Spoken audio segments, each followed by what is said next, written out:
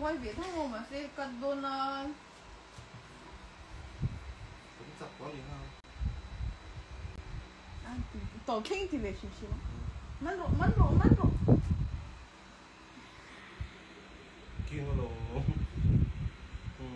anh đi chơi đâu đấy tổ cái mình mất đôn ha Ay, kadang may tori lang uro. Ito kazoy to. Hey, katha. To law. Rồi rồi cũng sập luồn lại về lên phần hindi cũng rồi ăn quái lệ pro lên đấy khơi hồn thảo khao đầu xịt về Kaninga. khơi lên